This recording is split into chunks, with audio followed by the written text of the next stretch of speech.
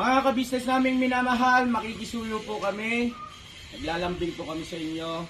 Kung maaari po sana ay pakisuportahan natin Analisa Reality Vlog. Analisa Reality Vlog. Hello mga kababayan, kumusta po kayo? Magandang buhay. Welcome po muli sa aking YouTube channel, Analisa Reality Vlog. So, ang gagawin ko po ngayon ay magbibigay ako ng aking sariling opinion po patungkol dito sa sa pagbabalik o pagbisita ni Papa Dins TV doon kila Ate Rose.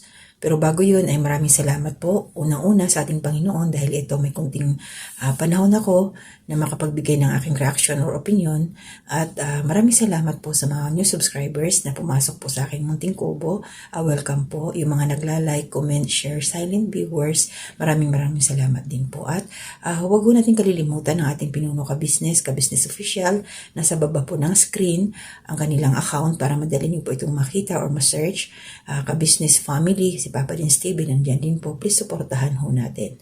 And also yung mga kagwaws natin, alam niyo naman na kung sino-sino yung meron ng mga YouTube channel. Sila si Kagwang Intoy Official, Kagwang Buknoy Official, si Kagwang Bay Papaya. At please support nyo rin po ang aking mga kasamang mga reactors, si Kabayan or Ka-Business Anime Reactors TV, Kabayan Alminda Mix Vlog, Ka-Business Taong Gala, Kalingap Turak, Ma'am Fleurs Channel, Katakay PLC, at meron po kami bagong kasama, si Kamix Vlog. So ito po, kasi nga, hindi na sana ako magbibigay ng aking opinion patungkol dito sa pagbalik ni Papa Dins doon kay Ate Rose. Kaya lang, nabasa ko kasi yung mga comment na maraming nagsabi doon na parang nainis na kay Papa Dins na bumalik ulit doon. Bakit binabalik-balikan pa na alam naman ng sinungaling daw ito si Ate Rose. Tapos, ang daming alibay na kung ano-anong mga palusot para lang balik-balikan or tulungan pa rin ni Papa Dins. Pero ito lang yung sa akin, mga kabayan, ka-business, ka-papi at kalingap. Sana po maunawaan ninyo kung bakit nandoon si Papa Dins. Ito para sa akin, kasi nga po, merong sponsor na nagpadala para kila Ate Rose.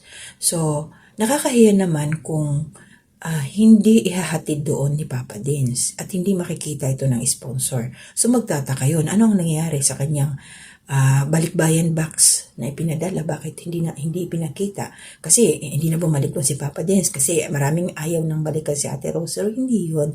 Sa mga unsubscribe kay Papa Dins, maraming salamat sa inyo. Sana lawakan niyo po ang inyong isipan kasi hindi naman pwedeng itago na lang ni Papa Dins yung box. Kailangan niya talagang ihatid doon para naman matuwa yung sponsor. Kasi alam niyo galing Japan yun malapit lang. Hindi natin alam kung pa sea cargo or sa air ba. Kasi pag sea cargo, depende kasi minsan 1 month, 45 days. Depende sila. Malapit lang naman kasi ang Japan.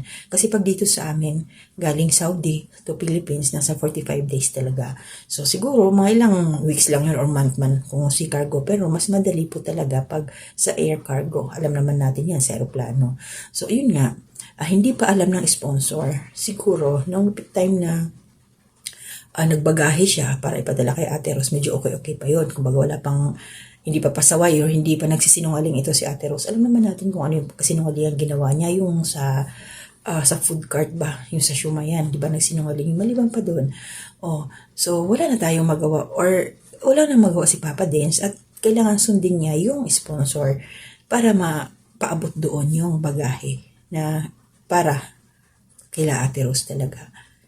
So ngayon, di ba, nalaman na natin, umamin din si Ate Rose. Saan? Saan parte umamin?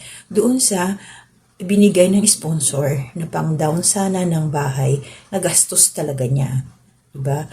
At ako rin kahit ako personally, hindi ako naniniwalang hindi niya na-i-block si Papa Dins. Nung time na tumatawag si Papa Dins para makontak siya, na ilang beses yun nag-attempt, may sinagot siya, tapos bilang drop ng phone, tapos matagal ulit.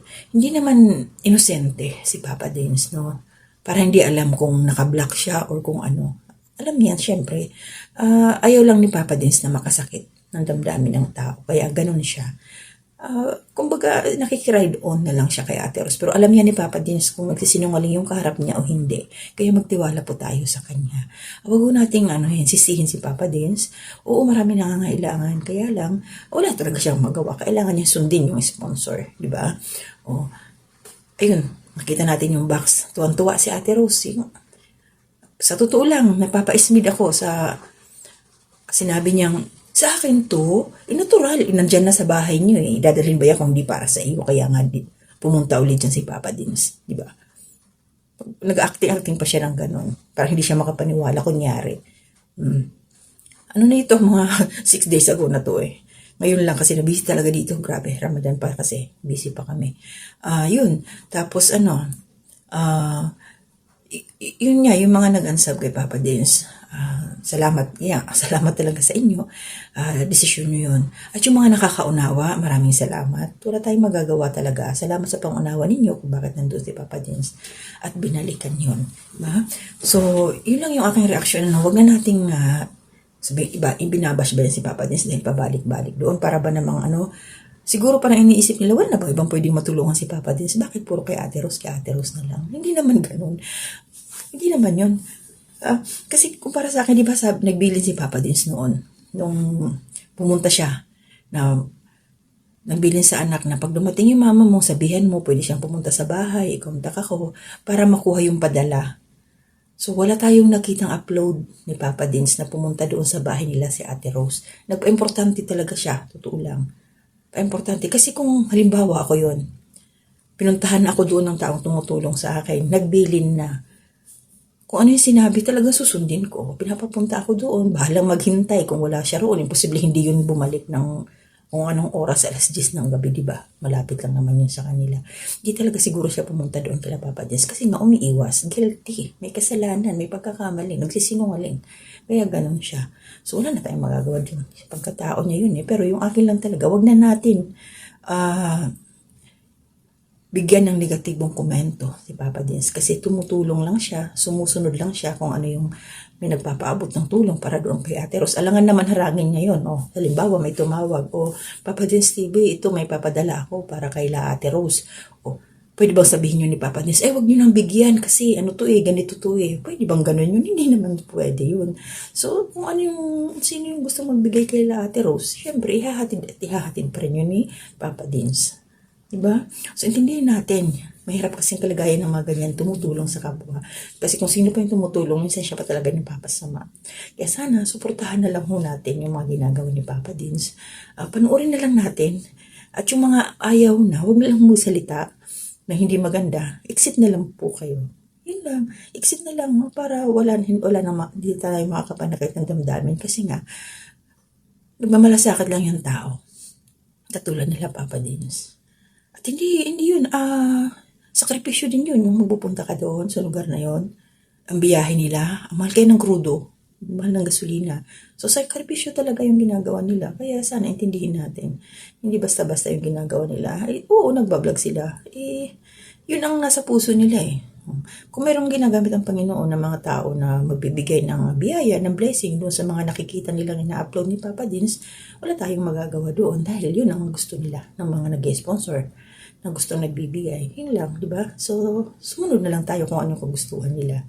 So, sana po ay maunawaan ninyo ngayon ang kalagayan ni Papa Dins. At hindi natin alam kung, siguro naman hindi yung kusang, yung babalik pa doon si Papa Dins para, ito Ate Rose, galing sa YouTube channel ko, tulong ko sa inyo. Parang hindi ko naisip or imposibleng mangyari yun unless talaga mayroong mag-sponsor na ihahatid doon si Papa Dins. Kasi nga, yung anak pasaway na yung si Arvin. Kasi yun naman ang tinutulungan talaga ni Papa Dins. So, hindi natin alam ang takbo ng panahon kung ano yung nasa puso ng bawat tao. So, yun na muna ang aking reaction. Wala muna akong shoutout ngayon. So, mag-iingat po lahat. Salamat po sa nandyan lagi na nagbibigay ng comment. Mag-iingat po kayo. To God be the glory.